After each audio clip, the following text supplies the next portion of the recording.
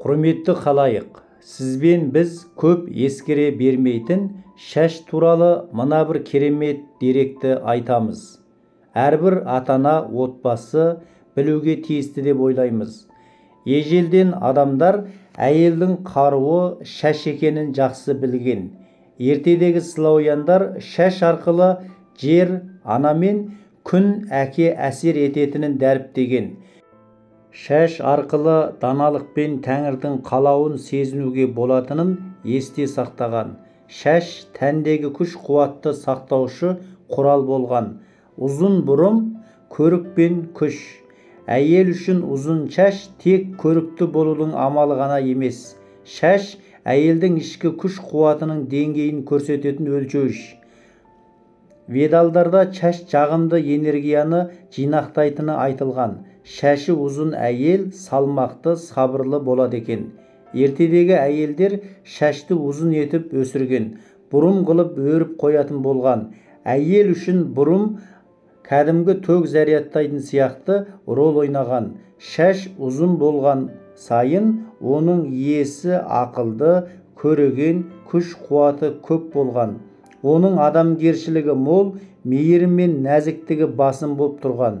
Қыздың шашын бұрымға бекер өрмеген. Үшке бөліп өрілген шаш осы әлем, бақи дүние, көктегі құдай сынды үш әлемнің арасындағы тепе-теңдікті сақтауға мол мүмкіндік берген делінеді. Қыздың арқасына түсетін ұзын бұрым ерекше күш-қуат беріп, әйелдің тәні мен рухын мықты қылған. Тұрмысқа шыққан әйелдің шашы екіге жарылып, қос бұрым болып өрілген. Яғни, ендігі жерде әйелдің күші екіге қақ жарылған. Енді ол әрі әйел, әрі ана ретінде күш жұмсайды. Оның рухани күші тек өзіне ғана емес, отбасына, күйеуі мен балаларына да жұмсалады. Әйел заты шашқа аса ұқыптылықпен, сақтықпен қараған. Шаш Тәңірдің сыйы екенін білген. Шашты күтіп, баптап еріне жағуы мүмкін екенін білген. Тіпті кей кездері ауырған баласында шаштың күшімен емдеген. Жайылған шаштың зияны. Баяғы заманда әрбір жерде шашты жаулықпен жауып жүру дағдысы болған. Отбасын өте нәзік, энергетика деңгейінде сақтап, қорғау үшін солай жасалынған. Қайғы, қасірет пен жаманшылықты солай қуған. Себебі оның бәрі шаштың ұшына жабысып, үйге кіру мүмкін деп ырым болған. Жайылған шаш күш-қуатты бекер ысырап ету болып саналатын, және де жыныстық қатынасқа ашық шақыру деп қабылданатын. Әрбір әйел өзінің рухани құмырасының толысуын шашына күтім жасай жүріп бақылап отырған. Шашын тек күйеуінің алдында ғана жайған. Бұрымды шешудің өзі ерекше маңызды болыпты. Өрілген шашты шешу өте күрделі жұмыс болған. Оған асықпай, мұқият қараған. Шашын шешкен қыз жинақталған энергияны босатып жатыр деп есептелген. Осы күнге дейін қыз бала жігітті ұнатып қалса, өрілген шашын сол жігітті ойлап отырып шешуі керек дейді. Сосын жігітке жайылған шашын көрсетсе, ол жігіт қызға ғашық болып қалуы мүмкін. Жігіттің көзіне түсу үшін қыз шашын саусағына орап отырса да жеткілікті. Сонда еркектің ойын өзіне байлап алған болып есептеледі. Жайылған шашпен тек мыстан кемпірлер мен жеңіл жүрісті әйелдер ғана жүретін. Мыстан кемпірлер шаштан энергетикалық ұйық жасап, стихиялардың энергиясына қосылады екен. Егер көпшілік жерде барсаңыз, шашты өріп жүріңіз, немесе басыңызға бас киім киіңіз. Аурухана, сауда орталықтары, базарларға, дүкендерге, музей орталықтарға, театрларға барғанда байқау, карнаваларға, қалалық мерекелерге қатысқанда, бейіт басына барғанда шашты жауып жүру керек. Күш-қуатты сақтау үшін шашты өріп не түйіп қойған абзал. Сонда әйел төзімді, сабырлы бола бастайды.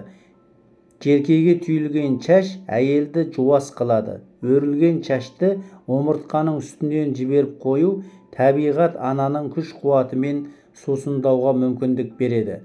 Әйел омыртқадан өткен қуаттан нәзіктік алады. Егер шашты артқа қайыра тараса, әйел тез сабырлы боп, жаны жай табады. Шашты әйелдерге оң жақтан бөлген дұрыс. Сонда шашын солға қарата тарайды. Себебі оң жақ еркектер қуатын жинақтайды. Сол жақ әйелдің қуатын жинастырады. Қуат тең түссін деген адам теңдей бөліп тараса болады. Сол жақтан бөлмеу керек. Бұйра шаш әйелдің көркі. Бұйра шаштан құтылуға асықпаңыз. Шашыңызды өзіңіз өріп үйреніңіз. Сонда шаш тез өседі. Шаш иесі сұлу бола түседі. Егер маңызды жиналыс кездесу бар болса, шашыңызды өріп барыңыз. Сонда жолыңыз болады. Шашты кесу. Славян Ари Ведалдарында шашты кеспе, денсаулық пен сақтықтан айырыласың деген сөз бар. Сондықтан славяндар шаш кеспеген. Тек көз тиген адамдар ғана шашын кескен. Жаман аурудан, жаман энергетикадан құтылу үшін, күнәсін жуып шаю үшін солай жасаған. Егер тағдырдың қиындығына төтеп берсеңіз, шашыңызды қиып жаңа өмір бастауға болады. Әйелдер о баста шашын қысқа қылып кеспеген. Бұл әйелді қуат қайнарынан аластау екен. Сондықтан дұшпан келген кезде ең бірінші бай манаптардың әйелін ұстап шашын қиып тастаған. Әйелді күш қуатынан айыру арқылы күйеуін, әулетін жойған. Қазіргі заманда әйелдер қысқа қылып кеседі. Кескен сайын өзінің күш қуатынан айырылатынын білмейді. Шашты өсірген кезде де оның ұшын қиып жөндеп отыру керек. Себебі шаштың ұшына жаман энергия қонады. Бір айға 1-2 сантиметр қысқарса жеткілікті. Егер өткен айда қуаныш көп болса, онда шаштың ұшын қимаса да болады. Шаш қырыққан адамды мұқият таңдаған абзал. Себебі шаш қырқу кезінде ол өзінің өмірлік тәжірибесінің бір бөлігін сізге сыйлайды. Тіпті қармаңызды өзгертіп беруі де кәдік. Әйелдер әйел шаштаразды таңдаған жөн. Егер шаштаразыңыз сізден әлдеқайда жасы үлкен болса, сол жақсы. Себебі ондай жанның тәжірибесі молдау, көргені көп. Сол ғұрлым тағдырыңызға әсері де күштілеу болады. Шаштараз көңілді, күш қуаты көп, жақсылық тілейтін мейірімді адам болсын.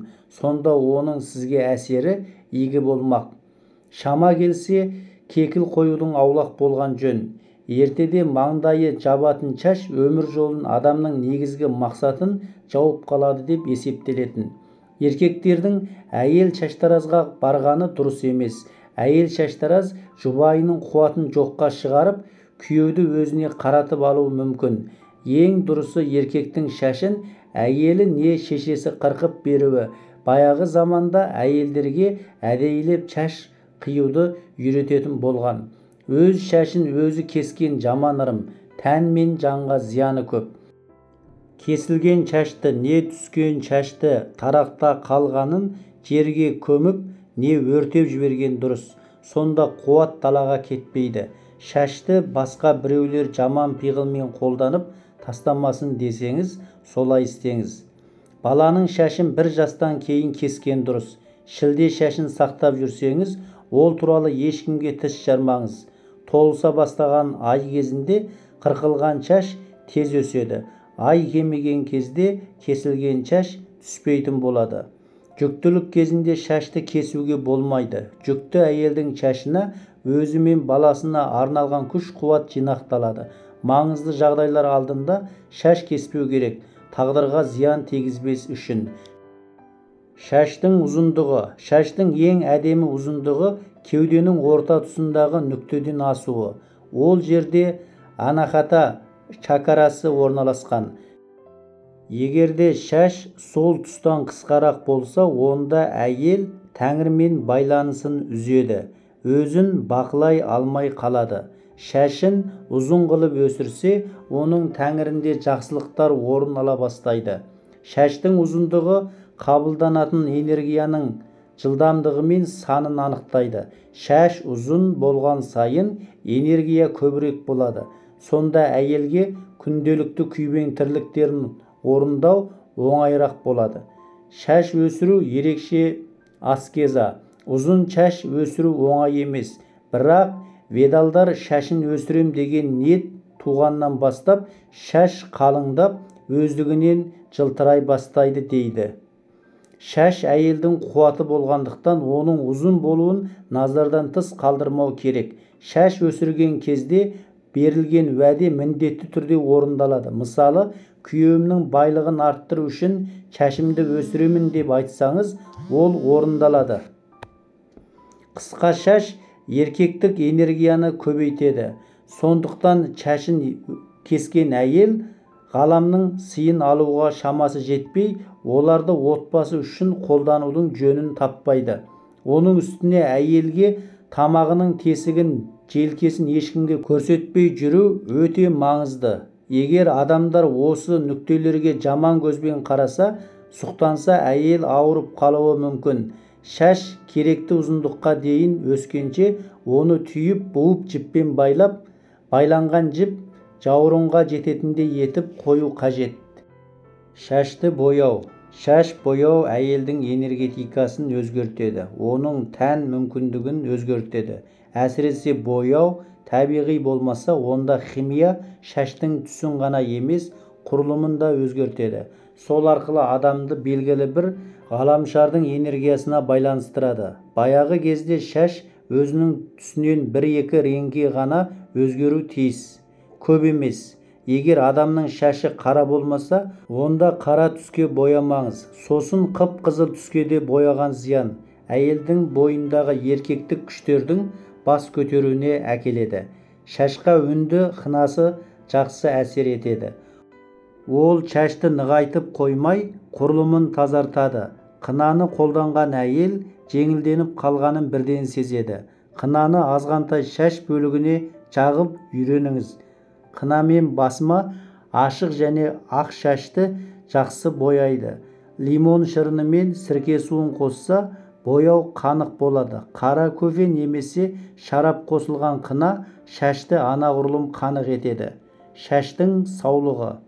Шаш космоспен байланыстыратын антенна. Егер шаш ауырса, зақымдалса, бұл адамның өз өмірін жасауға көмектесетін тылсым күшке, Тәңірге деген сенімсіздігін білдіреді. Бұл сенімсіздік өмірлік күшті кемітеді. Шаштың сыртқы саулығы көп нәрседен хабар береді. Әйелдің қуатының деңгейін, ішкі мүшелерінің саулығын, гормоналды тепе-теңдікті, тіпті отбасылық кикілжің туралы да айтып бере алады. Шаштың әлсіреуі өз-өзіне сенудің, өзіңді танудың маңызын көрсетеді. Тәңірдің қолдауына сену керектігін білдіреді. Материалдық құндылық маңызды, бірақ ол рухани құндылықтардан асып кетпеуі тиіс. Шаш түсетін болса, онда шыққан тегіңізбен жұмыс жасау керек. Әйелдің шашы түскіш болса, не күйеуімен, не әкесімен кикілжің бар екендігін көрсетеді.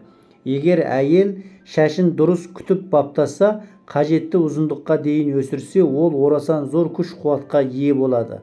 Мұндай әйелдердің түйсігі қатты дамиды, үйінде береке бірлік орнайды. Ертеде әйелдер тарақты аса мұқият таңдаған, тарақтың көмегімен кез келген жамандықты тарап тастауға болатынын, тәнімен демалып қалатынын білген.